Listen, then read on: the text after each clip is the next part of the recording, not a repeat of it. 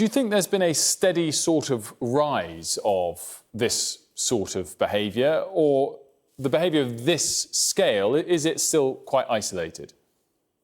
Fortunately, I think the latter. I can't ever remember seeing anything like this before. The PGMO put out a statement this morning saying they were appalled, and I can't think of a better word. It's just absolutely appalling.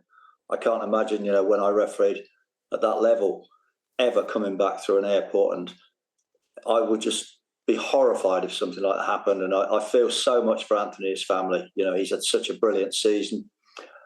This is a culmination of what is a fantastic season, as I tried to explain to people this morning. If you look at his CV, this year he went to the World Cup. He was kept on towards the end of the competition, and through no fault of his own, England's progress impacted on his chance of being appointed for the final. The biggest competition in Europe, the Champions League, he's been in a similar position with Manchester City's progress, has impacted again on his chance of a final. And he's got the second best competition in Europe, the Europa final. He's gone out there, to represent his country, to represent his family, to referee the refereeing body. And coming back, that will be tarnished forever. He will never forget that, and it's just terrible was the word I used this morning. I can't think of a better word.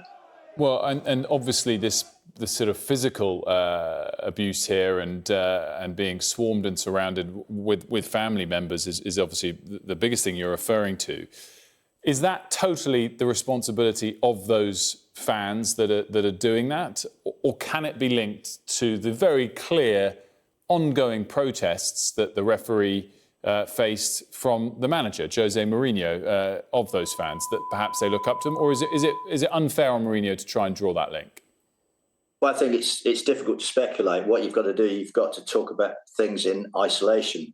Certainly, it was just so unlucky that Anthony happened to go through the airport with his family when there were so many Roma fans there. That was just coincidental because of their flights. But that said, they should respect, he's done his job. He's done his job to his best of his ability. I actually think he's had a really good game. I think it's one of the most testing matches I've ever seen. He stood up to it strong.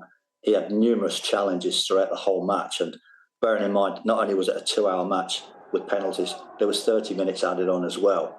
So his mental strength, everything was fantastic. And all power to him for getting through it like that. And he certainly does not deserve this. His family does not deserve this. I just hope this never, ever happens again to any referee anywhere in the world.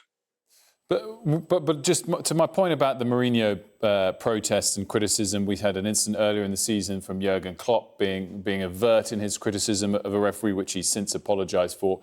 Do you think that people in positions of responsibility like that need to massively dial back criticisms of referees, but because it might, one way or another, enable further protests? Well, there is a procedure, isn't there? There's a procedure for managers not happy with the referee's performance. If I referee your team and you're dissatisfied with my performance, there's a procedure you go through, and that's set out quite clearly.